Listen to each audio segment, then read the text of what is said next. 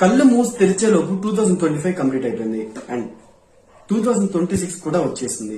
So first of all ప్రతి ఒక్కరికి happy new year 2026. So కనీసం ఈ న్యూ ఇయర్ లో అయినా గానీ మనం మన లైఫ్ ని మార్చుకోవడానికి ఒక స్టెప్ అనేది మనం తీసుకోవాలి. సో ఫస్ట్ ఆఫ్ ఆల్ మనకి చాలా ఇంపార్టెంట్ అయింది మన హెల్త్.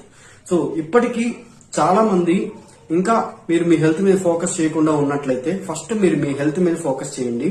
ప్రతిరోజు 5 minutes or 10 minutes at least some exercise అనేవి చేయండి.